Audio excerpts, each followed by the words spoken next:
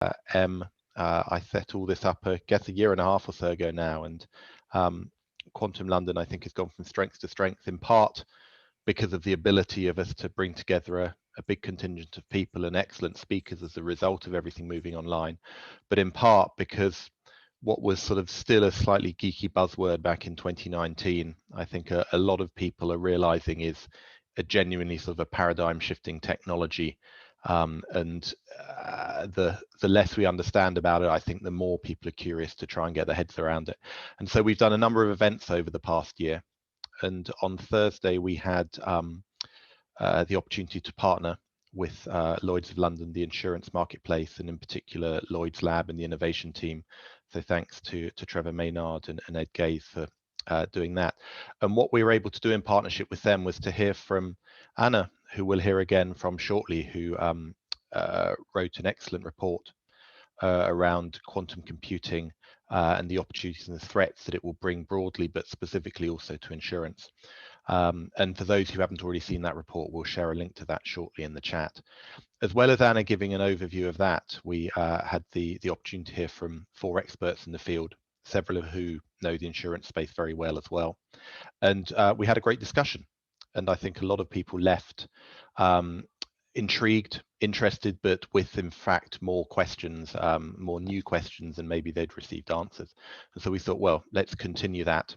And I know a lot of you here today were with us on Thursday, and several of you weren't able to make Thursday, but are pleased to be here now. So the discussion will be sort of somewhat more informal by the very nature that we've got everyone on screen at the same time, and please do feel free to turn on your video if you wish. Part of what I think has made Quantum London successful over the past year is we've tried to make it a collaborative discussion rather than merely getting the experts talking at the audience. And again, hopefully we get a discussion going today. That said, it's always good, given that ultimately Anna and myself are not true experts in this. It's always good to have a real expert to cling on to for help if the questions get too tricky. And so in a moment, I'll introduce you to Paul, who both knows the space of quantum computing and knows the space of insurance. So the format, Paul will introduce himself briefly. Then Anna will take over and manage your questions. We've got a number of questions that have hung over from Thursday, and a number of new questions that come in since, and we'll run through those. Paul sharing his insights, Anna, Em, or myself ours if we have them, and any of you who either want to follow up with additional questions or want to add your thoughts. As I said at the start, some of you know this area very well, some of you are still learning. So hopefully we can have a good interactive discussion for 20, 30, 40 minutes, just sort of seeing how it goes. And then Em will close us down. So the aim is to have it all done and dusted within an hour. If we think that there's still lots more to talk about, then we'll do that as another event next week, the week after, whatever, rather than going late into the evening UK time or deep into the morning for those of you in India. So hopefully that makes sense. Feel free to use the chat to add questions, to share thoughts, to post any related links you have. We've always benefited in these conversations before of having some great links at the end of it that I've then shared with all the audience. So without further ado, Paul, can I hand over to you for a brief introduction about yourself, why you know and care about the quantum space, and also what you're doing currently within the insurance and insurtech space? Yeah, certainly. Thanks everybody for joining. I will do my best to address any and all of the questions that you have. My background, I am not a quantum physicist. I'll be clear about that. I'm a lowly economist. And I spent about 10, 12 years working at NASA headquarters, doing a lot of technology strategy work that involved exposure to a huge amount of technical information across every different area of technology. We're looking at materials science, we're looking at electronics, we're looking at propulsion, we're looking at in-space resources, everything. And one of the areas that I was looking at as well was quantum computing and computing architectures as part of that. With a number of individuals that I used to work with at NASA as well as at Lockheed Martin, including the ex-CTO of Lockheed Martin, Ray Johnson, was running a quantum computing business that I helped start. That began in 2014. And what we did, that business was called QBranch. It's now part of Rigetti Computing. And what we were doing with that business was taking the team that we had, which was some extraordinary, quantum physicists and data analysts and software developers. And we were working in financial services, in pharmaceuticals, in aerospace and defense, in the intelligence community, in oil and gas, with blue chip leaders in all those fields. We're evaluating what can quantum computing do, what are the different algorithms that we can develop, how do we think about this long term, and how do we begin to develop the tech to prepare for this. Just very briefly, I'll say that if you're in the military, if you're at NASA, you spend a lot of time preparing for new technologies because you have to prevent surprise. You have to make sure that you have the biggest technology advantage that you possibly can. It's not always as big a deal in the commercial world. It can offer huge competitive advantages if you get there early. It's not always the case. It depends on your business. But with quantum computing, it's an unusually important technology to really position for, because it's expected that when it does start to really be commercially viable in a big way, it will be commercially viable very, very rapidly and change a lot of industries very, very quickly. Given that it takes, a year to just buy computers that work, if you work at a large corporate, and it takes about 2-3 years to really design and implement a new piece of technology on an enterprise scale, it kind of makes sense to really get out ahead of this for most companies and be thinking about it. My current company right now, I work in the insurance industry. I run a cyber insurance and reinsurance firm. We're right across the street from Lloyd's. We operate in the reinsurance market. We're one of the largest players in cyber reinsurance right now, globally, partnered with MS Amlin. So I've had exposure to both of those industries. I guess I'll leave it at that. Thanks, Paolo. Thanks, Paul. That's great. So as hopefully you can see, Paul's got various different insights will be relevant to tonight's discussion. So Anna, can I hand over to you?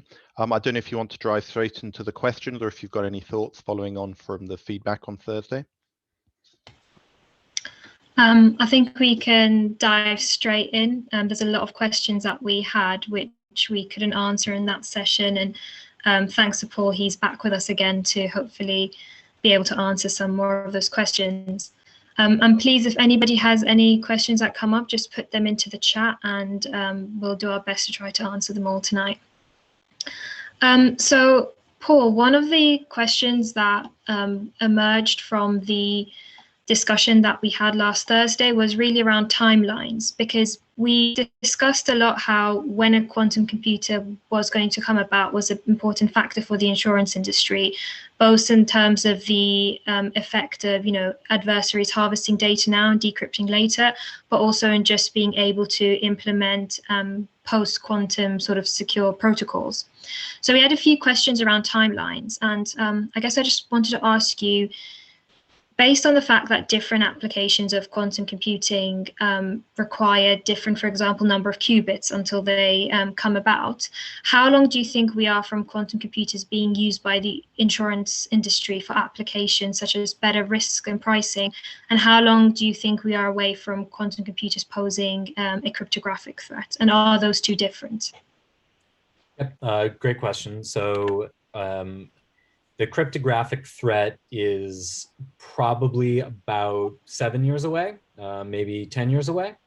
It will be something that will be probably not surprising to anybody because it is a huge focus of governments to think about and prepare for this. I can't guarantee that they're going to do it in an incredibly effective way, but there is going to be a lot of control over that technology for exactly this reason. And it will not be on this call that you will be alerted to that problem, but that is worth paying attention to right away. And you can certainly be smart by getting out ahead of that early. I will admit that even running a cyber reinsurance firm, we've spent a little bit of time thinking about this, but we have not made this at all a top priority just yet for frame of reference.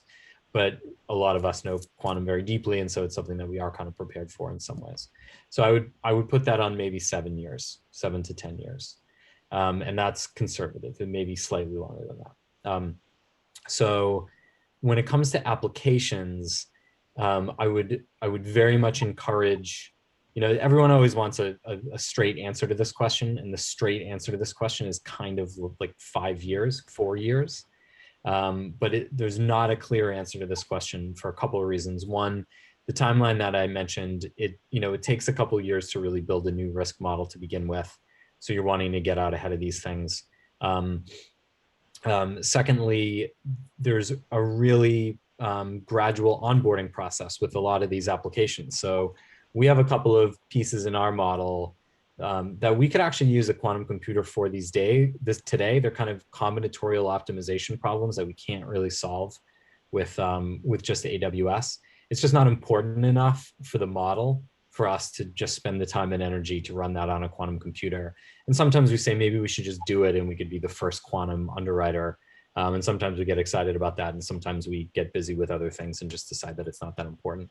So I would say that really in the next couple of years, you will see small things happening. You'll hear a couple things here and there. Some of them will be PR-ware. Some of them will be real. I doubt that any of them will be massively important for probably the next 2 or 3 years. But some of the things that are going to be massively important will be built in the next 2-3 years. So that's kind of the way to think about it. And then overall, not to ramble on, but one of the big things that quantum computing is going to do is it's going to help with AI-based models. It's going to help train AI-based models. So if you're listening to me talk and thinking about quantum computing, but you're already running your models in Excel and you're running deterministic models, step one is to run out today and to really think about deploying machine learning and running more modern simulation-based models and getting your models out of Excel. Thanks, Paul. Do you think there's going to be any sort of killer apps for the insurance industry, or what do you think out of quantum computing is going to be the most impactful application that we might see in the future? Yeah, I think, sorry, I'm seeing some familiar faces and it's distracting me and making me smile. So I really think it's on risk analysis is clearly the #1 thing that it's going to do. I will put things in a non-technical way. What quantum computing allows you to do, one of the things that it allows you to do is it allows you to simulate continuous problems as like a physical system rather than having to run every individual calculation. So some of the models right now, imagine how much easier it is to look at a graph rather than to run an analysis of each point and figure out which one is the lowest one. That's one of the ways to think about some of the things that quantum computing can do. So imagine doing that now in a 30 or 50 or 100 dimensional space where you have a model with that many features and you're trying to find what are the local mins and maxes of that thing. Quantum computers can do that type of work in half of a second, whereas a normal computer will have to effectively, you can use different algorithms here, but you effectively have to search the entire space in almost a discrete way to get to those optimizations. So in any type of risk analysis where there's a combinatorial problem, which can get intractable really quick, or where there's just a massive number of options, massive number of directions, multiple timelines, that type of work right now gets simplified and massively oversimplified. And you'll really be able to analyze that stuff in a real way using quantum computing in the next 5 years. Thanks, Paul. A question that sort of emerged this morning. Arthur, I'm talking about the D-Wave as sort of the simulation space. Go on. Yeah. Sorry. What do you think is the right time to engage with C-suite, and most importantly, how do you make sure we avoid the hype effect, but rather have meaningful conversations around quantum computing? Yeah, I think the answer to that is, I was thinking about this question a lot the other day when we had the talk, because I've had 2 different roles in the last 5 years. One is running a quantum computing firm and thinking about the technology strategy of our clients. And another one is now running a reinsurance firm where we do work closely with the C-suite of our firms. And it comes back to the board. And it comes back to the answer that I kind of said earlier, which is that it's useful to think about this in terms of technology trajectories rather than just that single point technology. So there are some companies out there where it is not going to be difficult for them to transition their teams from a talent base and from an application perspective into using more quantum computing technology. There are other teams and other companies where they really need to think really hard about shifting your skill base, maybe realigning how important technology is within the organization, and thinking about how well you're exploiting existing technologies around machine learning and those types of technologies. And if it's the case that you're behind now on machine learning and AI, you will be even further behind when it comes to quantum computing. That doesn't mean that there won't be vendor models or vendor technologies that you'll be pulling into what you're using. But you want to think about whether something that strategic is something that you want to lock in as something that you acquire rather than something that you possess and have control over. We often hear about a quantum shortage of talent, especially since a lot of graduating quantum engineers can't keep up with the growing access to quantum capabilities. Do you think insurance companies can overcome this by upskilling the current staff that they have, and who would be best suited? Would it be our data scientists, our actuaries? Can we sort of build the talent we already have to become quantum ready? Yeah, it's a good question. I think that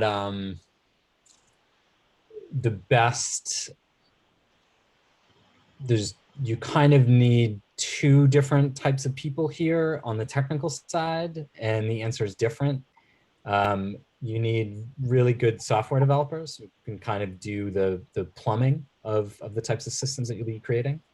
And then you need something like applied mathematicians or data scientists on both sides of that.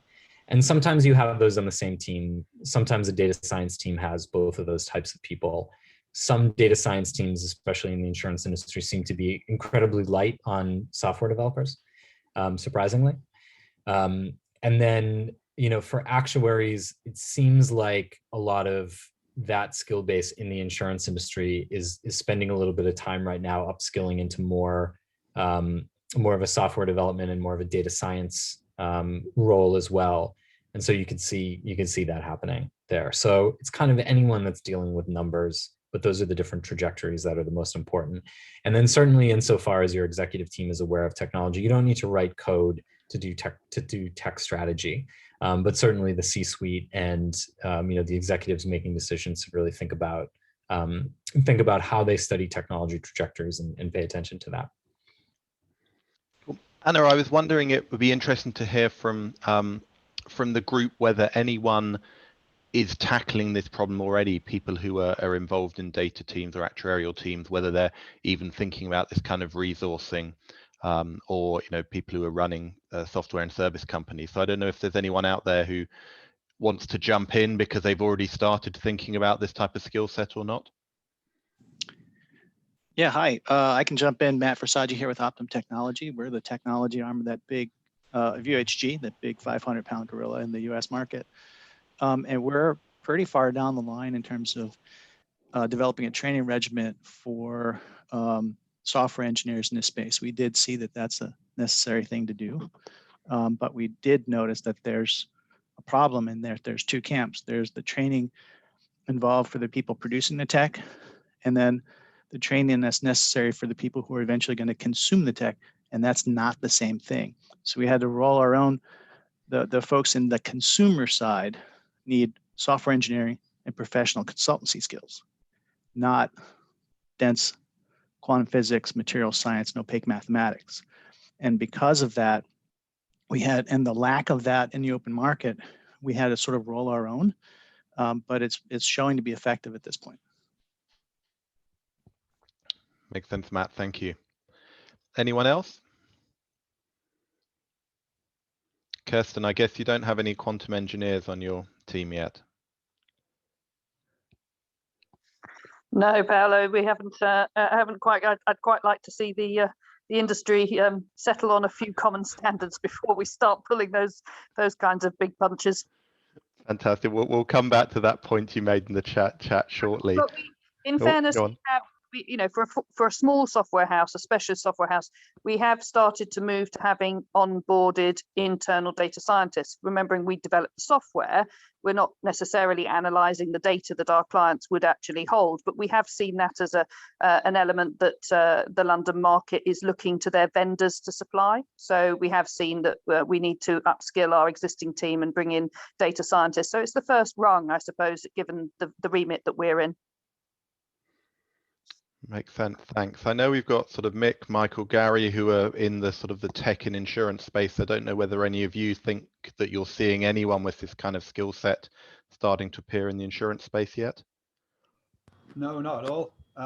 Definitely not in the quantum space. I mean, insurance is slowly but surely learning, probably at the AI stage, I think.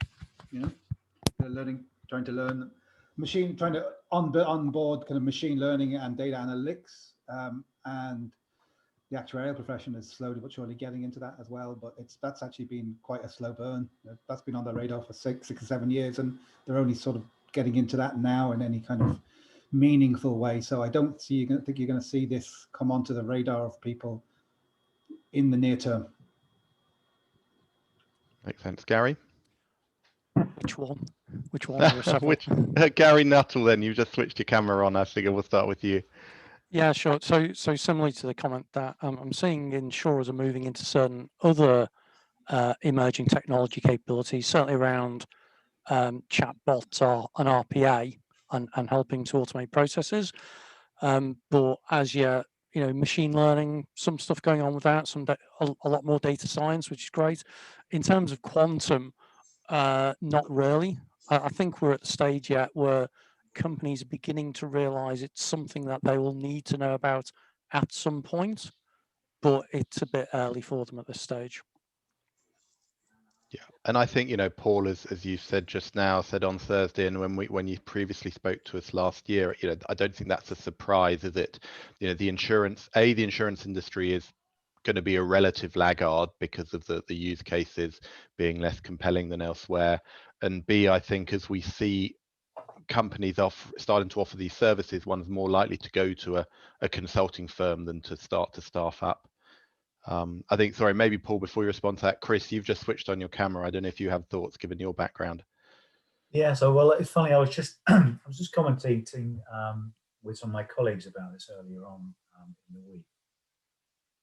And at the moment, certainly where I work, it's seen as still being in the lab, and so they're still searching for commercial opportunities. So it's a watching brief right now where I am, but I think at the moment still as yet unsure about how to commercialize it or how to get involved. Certainly the landscape is that this is going to be done as a service. I don't think very many companies are going to be spooling up their own quantum computers. So yeah, it's a watching brief, but I'm intrigued to see where it's going to go. And I think, as we've seen from the speakers earlier, the potential here is huge. We've just got to work out what a killer app is, right? Certainly in an insurance context. So it's a watching brief from where I am. Makes sense. Anyone else thoughts in that area? Hey, Paolo, how are you? I think basically if you're going to see it a bit like my colleague Michael said, I mean, we haven't seen it in any of the people we've been talking to, but if it does appear, I think it's going to be either in the very large reinsurers or the larger mid-tier reinsurers who, are running their exposure management stuff overnight or weekly or monthly, because that's where the large computation could kick in, so they can really reduce down, those heavy computations. And some of them, like not all of them, but a couple of them, because it's so capital intensive, even relatively small, a capital investment like that is much more makes much more business sense, and they can afford to be a little bit more like forward thinking, because it is kind of a portfolio allocation kind of problem. But I mean, I can think of a few kind of mid-tier people that I would imagine if there's going to be a first movers in this, they would be the ones that would be looking at it, and I haven't heard anything. But you've actually prompted me to. I'm talking to a couple of them on Friday, so I'll ask them if is anyone in their various companies even mentioned this, because it does strike me as that's where it would start. Makes sense. Sorry, Anna, back to you. I don't know whether you want to maybe take Marisa's question on the fact that this is likely to be as a service rather than people sticking big quantum computers in their basement? Yeah, so Paul, back to you. Marissa brings up a really good question. Do you see this as being a service, or are we sort of all going to have a quantum computer in our garage? It's 100% will be a service. So there's, I think there's already, somebody noted in the chat that there's one on AWS already. My old business partner was working at Rigetti for a while. He now sells quantum at AWS. So I know a guy, if you need to talk to anybody. I know Google has been investing very heavily in quantum computing. It's because they operate Google Cloud and they want to have their offering next to that. I think it would be very unusual to have a quantum computer on premise, and there'd need to be some kind of security reason for that. So people will do it, but certainly not unless you're operationalizing something, which makes it great because there's not a huge cost function or not a big step function in doing any of this work. Thanks. Really great comment from Gary. Mentions that the biggest quantum opportunity might be the insurance of, I guess, quantum computing, computers, the providers, distributors. Is there any comments in the audience from that about the fact that this obviously will create an entire new market that might come with the opportunity to provide insurance for it?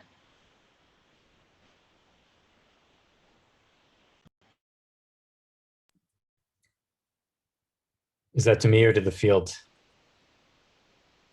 If anybody has a comment on that, whether you think that will be, you know, a big opportunity.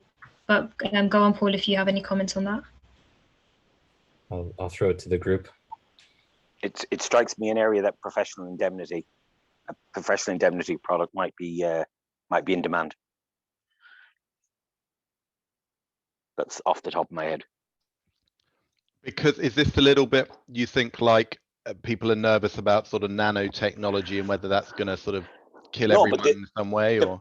No, because I mean, the problems these are going to be deployed at are going to be the big problems. So a mistake is going to have a big impact. So if you're like a pharma company and you're employing, you may want professional indemnity from your quantum computing supplier, because if they screw up, you know, helping you solve your big problem, the cost of that mistake is going to be massive. So therefore, they would probably want some kind of, at least some form of indemnification against, you know, the purveyor, the suppliers of these services. I suppose it, and product liability, but it strikes me there would be, certainly in the first 10 or 20 years of this, probably considering how long it took us to get with software development, certainly for the first few years anyway, that there's going to be probably a lot of mistakes are going to get made. So I could imagine there being demand for an insurance product to help indemnify against those mistakes, assuming they're insurable. I mean, they might be just too big to be insurable. I guess. Sorry, go on, Chris. No, I was just saying, I think that's interesting. I see this in one of the comments made earlier, that I think was from Gary, is the opportunity that it creates. You know, if we look at all relatively new inventions or accelerators, they bring with them a whole new set of thinking, a whole new set of opportunities, and a whole new set of sort of services that can be delivered. And all of those will probably benefit from some level of insurance or some level of comfort that comes with them. Just as you know, mobile phones and 5G and everything is going to change the way we think about a lot of things. It's going to be the same with quantum computing. So those new things, in their own way, will obviously require servicing, and part of those services that they will attract will be insurance. So it just grows. I mean, I think it just grows with the solutions that are out there. It's quite interesting. I guess in some sense it will exacerbate all of the impacts that AI has in general had on insurance, since it can improve all machine learning and sort of AI capabilities. It might mean we have driverless cars coming to market sooner, and so all of the sort of opportunities you could link with that, maybe quantum computing will just sort of be something that will add on to it. Yeah, I think the beauty of it is we don't know yet. Yeah, that's what makes it so interesting. Well, it certainly is very interesting in terms of liability, based on the latest information from the Basel bank in Switzerland, it takes about 251 days for the bank to understand they have the operational exposure risk happening, and then another 184 days to take action. And that brings you to 453 days. And that's without the quantum computing. I can only imagine what will happen once the commercial, once the quantum computing is fully commercialized, then it will cause possibly a systemic risk. And that brings also a question of the liability, because it will just exacerbate massively. But interestingly, that's process. an opportunity for improved fraud detection capabilities, which maybe quantum's got a role to play in. You know, every sort of attack has a defense, and I think, again, I think it's going to be fascinating to watch how these things play out. Yeah, yeah, especially in non-compliance. That's exactly right. Yes. Yeah, I had the opportunity to spend a little bit of time in a couple workshops with the Financial Stability Board in Basel, looking at how regulations should apply to machine learning. And it was incredibly interesting, and a lot of the same dynamics apply. And as you might expect, they were looking specifically in some cases at trading equities, and the traders are just 10 years ahead of the regulators when it comes to the technology. And I remember one of the traders from one of the large investment banks, I won't even say which one, who just said, you know, a couple things. One, I can't tell you at any given moment what's in our portfolio because it's changing so quickly. Number two, I could give you a terabyte of data, or I could give you a stack of 1,000 pages around what were all our trades today. And you could go through that. And by the time you went through it, there would be 40, 50 more days of trades, you know, that you would then have to go through. How are you ever going to catch up to this? And so some of the existing, you know, those are existing problems. That was several years ago. So that type of thing is going to happen again, except a little bit worse even. We do a huge amount of machine learning modeling. We spend a huge amount of time with our partners going through every piece of the model and what is happening in there. We bring in machine learning experts to show and verify, you know, what are we doing, what are in all these algorithms. They're all low risk algorithms, but even so, you need an expert to come in and kind of say, yeah, that's not a big deal. Here's how it was developed, everything like that. You know, there's going to be multiple orders of magnitude of more data in all these models as this happens. And so there's going to need to be a lot of work and a lot of new ways of thinking around getting comfort and interrogating the modeling that's coming out of this. Thanks, and I Paul. guess one more big piece of this is that these computers, some of them are just highly probabilistic. So you can run the same problem a number of times and get different answers, and that's the way that it's supposed to work. So you just can't have these situations that you have in other industries where you need to keep the algorithm and keep the data archived so that you can press a button if you're a regulator and get the same result and understand it. You can get different results. And so I know that the SEC in the US at the very least has been, you know, trying to do some work around how do we, you know, maybe regulate this from a process standpoint, or what are some of the other ways of getting our heads around how to manage this. Thanks for that, Paul. I guess up to now, we've really been talking about the sort of application side of quantum computing to insurance, which seems like it might not be a priority, but something that might be is the cyber threat that it poses to the insurance industry. So question for you, Paul, is what kind of precautions do you think we can take about this cyber threat in the insurance industry? And to make it a little bit more specific, if we're talking about, for example, the threat of, you know, harvesting now, decrypting later, what can we do sort of right now? Because as we've said, your data can be compromised today, and that's quite a scary thought. Quite a scary thought. Paolo, you've actually done a lot of work on this. Do you want to address this? Oh dear, I will do so very quickly and then see whether one of my more learned colleagues jumps in. So the concept at play here, as those of you who were there on Thursday, I think heard very clearly from some of the speakers, but in case anyone wasn't, is conceptually a quantum computer is perfectly designed to decrypt much of the encryption that currently is used to protect our data in transit and at rest. But it's all fine because there aren't any quantum computers yet that can do that. The challenge, however, is there will be at some point soon, and that raises two questions.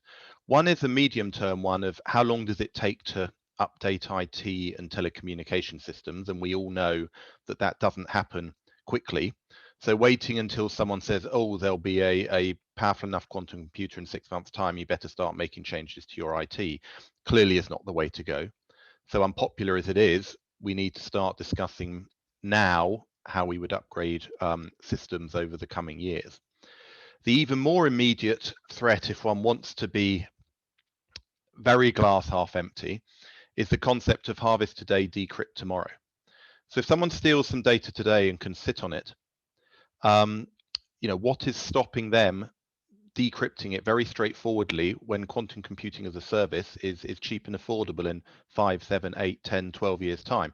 Frankly, even if it's 20 years time, if the data is still valuable. Now, we all know that the half-life of data means that most data won't be valuable in 5, 7, 8, 10, 12, or 20 years time, but there is plenty of data that will.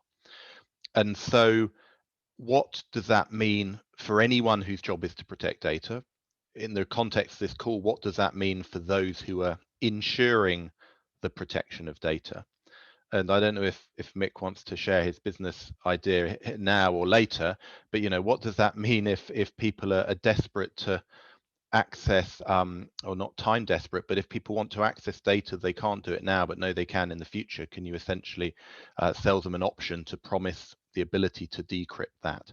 So yeah, that is the nature of the challenge. I don't know if we have any cyber underwriters on this call who want to dive in on that one.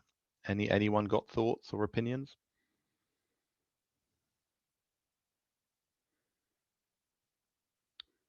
Well, whilst I wait, I'll grab Arta's point, and then Mick, do feel free to jump in. So Arta said, why is Bitcoin's values not collapsed? There's the flippant answer to that, Arta, is that people are too busy buying the Bitcoin to worry about that, or know that they'll have sold it quickly enough. The other slightly less flippant but also valid point is there's still plenty of people buying property that is well within what is a known rise in sea level over the next 20 years. I think as humans, we typically we put off distant risks and don't weight them correctly. So, as I wait for other people to jump in, let me just sort of repeat the fact that what we heard for the first half an hour is that whilst this is all very interesting, it's not really relevant. It's not about now, oh, we'll buy it as a service as and when. But I think the topic, as Anna and Paul and myself have just laid it out, is that the risk of quantum computing is a here and now problem. So Alex, you've just switched on your camera. I don't know if that's in preparation to say something. Yeah, I thought I might as well jump in.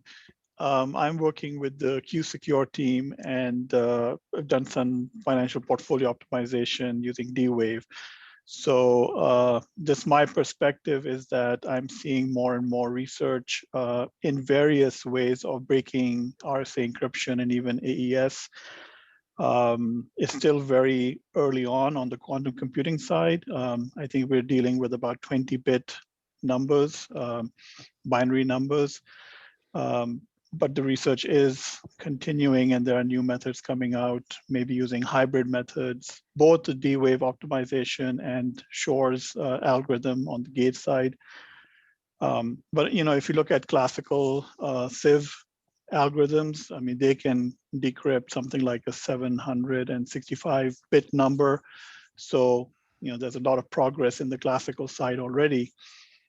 It is interesting. So right now, it doesn't seem like quantum would have any real threat. I think what we will have to wait for is better quantum computers where qubits are fully connected, and we get to about 1 million or so qubits before quantum becomes a real threat. But I mean, classical is already a threat to some extent. They're inching closer and closer to 1048 bits, and so quantum will have to show a real exponential acceleration and a quantum advantage, where I think then people will begin to get really worried. Alex, this is Arthur. If I can, if we go with the development of a transistor with silicon chips, right? You got Moore's law, right? So you start, and I still have somewhere in my drawer a 1 megabyte chip from 20 years ago, and once you cracked it, the progress will be exponential. So it's not like it won't be linear; it will be exponential, the same as Moore's law.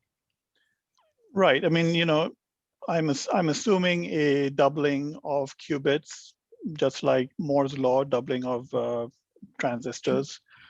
That will definitely begin to, within 10 years, we'll start seeing computers that are getting very close to breaking RSA. But I actually agree with the fact that if somebody is already stealing data, they would have the ability then to decrypt it in a decade or so.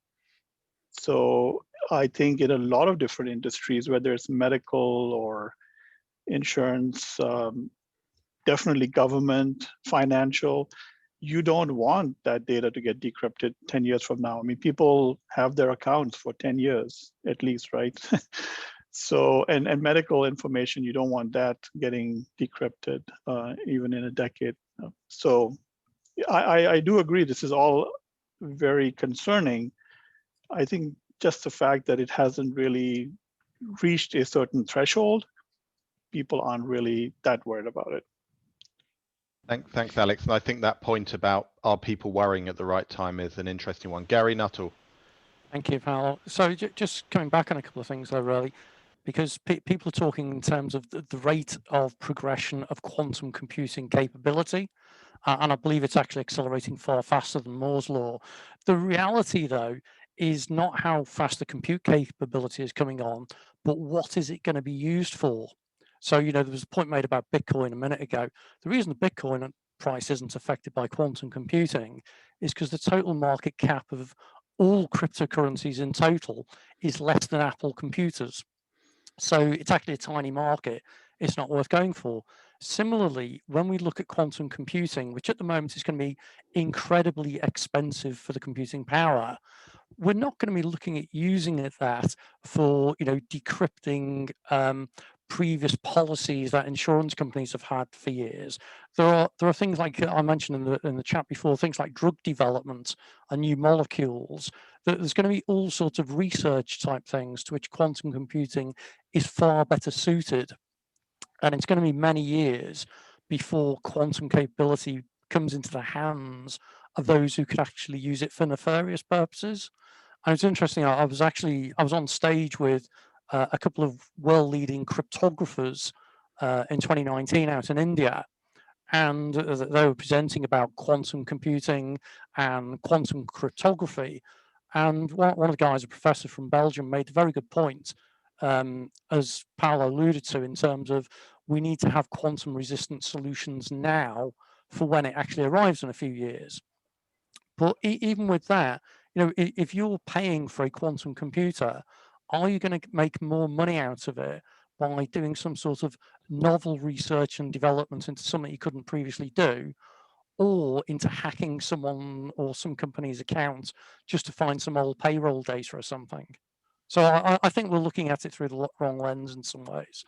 And we actually need to look at where quantum will be adopted in which industries. As Kirsten said, we still don't have data standards in the insurance industry, and we're talking about using quantum computers. Fair point. It's Thank also you, kind Gary. of worth, yeah. I mean, you hesitate to talk about this stuff, but for the most part, what we're talking about when we're talking about how the insurance industry should position for this is we're talking about what is happening in commercial quantum computing. And there's a parallel world that is much more of a nation state. Someone's using the term cyber warfare. There's much more of an arms race at the nation state level, about which we don't know very much. But there's some indications that is considerably more advanced than what's happening in the commercial industry, whether by scale or by technology or both. And there's a huge amount of activity happening there on the both the offensive and the defensive side. And so for the insurance industry, it's you can almost separate out those discussions, or I think you do have to separate out those discussions. It's very similar to cyber insurance in general, that the nation state activity affects the cyber market profoundly, because you have a lot of the same training that's going into the nation state attacks then coming into the attack space just to make money and organize crime or whatever else. But what you don't have is you don't necessarily have China specifically hacking General Electric or whatever. That is protected under the principle of mutual assured destruction for the most part. Not to say that it won't happen, but there's a line somewhere. And so these discussions are important, and it's kind of important to have it in a little bit of a bifurcated way. Hey, Paul, just to add a little bit of color to that, as we were looking at it, we noticed two things. One, there's the acceleration concern because of the open geopolitical conflict out there, and the stakes at the gravity of the stakes of concern, which is really geopolitical dominance. That is going to accelerate things far faster than the average person would be comfortable believing. The second part of that is that creates an event horizon that comes out that will take these sleepy C-level bureaucrats and have a traumatic experience that will happen to them. And that's either breaking RSA encryption or some other event out there that will force them to address quantum at an organization and maybe an industry level. When that happens, that will kind of push everything in the front door. And that's when that then is the event horizon we're all sort of waiting for and preparing for. And I think that preparing your resources, the people that get trained in this space, whatever it is for, the people who are ready to exploit this opportunity that we have, but we can see coming, we just don't know when, is where the prep is for. And that I think is that preemptive work is necessary to do now to be ready for that event horizon. Yeah, Matthew, So go on. It kind of comes to this discussion, Paolo, not to knock us too far off course, but one of my observations about financial services in general, not just insurance, and not to pick on insurance because it's true of investment banks as well, is that there's some really well-established management tools and policies and procedures in other industries, certainly such as aerospace and certainly defense, around how technology transition happens within an organization. And there are other industries that have done well in terms of creating a horizon scanning function and an R&D function and a commercialization function and a rapid innovation function. They're paying attention to new technology. They're doing proof of concepts to understand how it's going to affect their business. They're understanding how it's going to affect their competition that they're in every day. And they have structured their companies in such a way that they can disrupt themselves with new technology comes about. Financial services industry, I think, has been a real laggard when it comes to this. And part of the reason that it's been a laggard is because they like doing the VC part of it, which is investing in new companies and paying attention to startups. And I think that's a huge mistake for two reasons. One, startups are not doing a huge amount of innovation. Startups are putting an application layer upon a huge base of innovation that's done in labs and in universities and in the military. And then secondly, if you're only acquiring new capability from external companies, you're essentially yielding a lot of your technology strategy to the market in a market that you can't control and that you have to pay a huge amount of money for when you actually want to get it. And then you're going to get it wrapped in a business model that's not necessarily optimized for the way you want to do business as a company. So there's almost an interim question here. In the same way that I said, if you want to pay attention to quantum computing, make sure that your organization is paying attention to AI right now in the insurance industry. There's also something to be said from an industry level around all of our insurance organizations getting better at just R&D management and technology strategy, and seeing that as something that's a lot of these big insurance firms don't even have CTOs. So who's thinking strategically about technology just in general? Because that's the person who needs to be worried about quantum to begin with. Yeah, and just to build on your point, Paul, it can take something like 20 years to overhaul entire IT systems, especially in financial industries. And it's sort of the worry is, even if you've kind of managed to secure all of your encryptions, we're so interconnected. And if there's an insecure node anywhere down the line with, say, a third party that you have contact with, or all of the sort of Internet of Things devices that we have are going to increase around us, that can really cause major issues, because it just increases that sort of surface area of attack.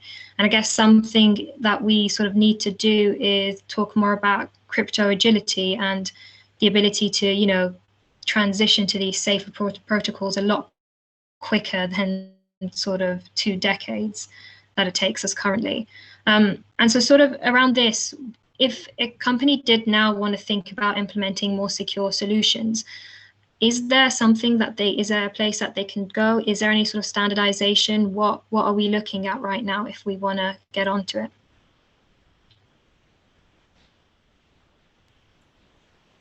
If insurance companies want to secure their systems better? Yeah, in particular around post-quantum solutions. I don't think there's any plug and play easy solutions on how to do it in general, or specifically when it comes to, you know, becoming quantum ready. And I think that even so, you're integrating into so many different, there's so many different desks that do things a little bit differently. There's third-party software that you're working with. It's a complex problem.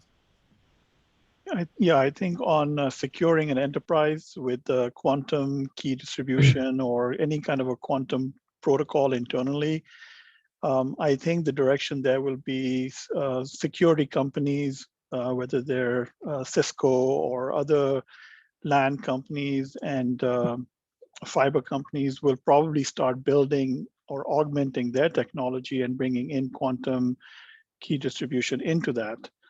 And I mean, I'm listening to this conversation. I've been an executive in insurance companies, health insurance companies for more than 20 years, usually $5 to $10 billion companies. So I don't think they're as big as some of the ones that I'm seeing over here. But we generally were very adverse to any new technology, and the adoption curve of going to machine learning or IoT, these all take a lot of money. And even with the budget, my company was managing a budget of $250 million. Even with that, a lot of that money is spread into daily problems, fixing something, improving something, dealing with the customers. So when we talk about overhauling infrastructure for quantum, or we talk about new technologies which are not fully proven, I think we as a group, and I appreciate the network here, we need to look at what are the maybe actuarial problems that really require acceleration, and then what kind of quantum solutions actually provide that acceleration. I have not really seen a connection between here's a real actuarial problem that is hard to solve, and then here is an optimization, real world optimization solution that can potentially solve that problem. And I think unless we see more companies beginning to create those solutions, you're not going to see, at least not in the US or mid-sized companies, begin to adopt those solutions or talk about those solutions or begin to invest their time going to a portfolio discussion and say, I want to take, $1 million or $500,000 out of our portfolio to research this stuff. Thank you, Alex. And Paul, is there any final statement you sort of want to give us before we hand over to Em to do the closing? I think no. So I'm just reading Paolo's note. And I guess it does kind of come back to this idea that I've said just a number of times right now, that I think that just our industry, the insurance industry, there is a huge amount of room for us to think about technology in a more proactive way. And I think that the insurance industry, as I see it right now, I think is actually in a lot of trouble from something that we haven't seen yet, which is the next wave of insurtechs. The first wave of insurtechs were businesses that had one application or one model that were trying to do one thing and that were desperately looking for partners. There's now 9 firms that have raised, multi-billion-dollar balance sheets out of Bermuda. And I think you're going to see a couple of those that come with big data science teams and that start attacking everybody's business from the top down, not from the bottom up. And that's a real threat. And it's going to transform the industry. We will see some giants wiped out. And in 7 years, there'll be a couple of big insurance firms that we talk about all the time that don't exist right now. That's just what's going to happen. And so the way to wipe that out, or the way to defend against that, is just to be better at transformation and to be better at technology. And so everything that we need to do for quantum as an industry is also kind of stuff that is overdue for us to do anyway when it comes to thinking about technology. Thank you so much, Paul, and thanks for joining us again today. Emma, I'll hand over to you. Thank you. I think it was a fantastic conversation. Personally, I really enjoyed it. And I have the role to do a bit of closing, just reminding everyone how you can reach us and carry on the conversation. We have a couple of events in the calendar. So there's one on 23rd of February where myself and Anna will be talking to Doug Fink from the Quantum Computing Report, and it will give us a tour of the quantum ecosystem. So this will be an interesting one to attend. And then we will be talking to Marco Paini from Rigetti, who we hosted here before together with Paul in a previous event. So we will be talking to him and Alexei Kondratyev from Standard Chartered Bank about the UK first commercially available quantum computing, which they're building. That's on the 15th of March. That should be another interesting one. We have partnered with Quantum Business Europe, who are organizing an event on the 16th and 17th of March. And we managed to secure a discount code for that event. So if you want to take advantage of that, feel free to get in touch. And more in general, we tend to have every other week, although there's nothing in the calendar at the moment, but we tend to have every other week this kind of more informal conversations. We call it Stamp Stitch. And it's really just building the community and having more of sharing experiences, sharing thoughts, exploring most recent news and exploring questions. So keep an eye on those as well. And Anna with Jude, they're running a coding community which meet every other week again, and is 2 levels, basic and intermediate. And there's a self-taught group trying to using the Q-skits, the framework, trying to learn a bit about how to program quantum computers and get their hands dirty. So keep an eye on that as well. Best way to keep track of what's happening is the LinkedIn page and the meetup group, and or if you struggle, you can always search on Google. We are first. I checked today. If you type Quantum London, we come up first in Google. So that's another way to get in touch.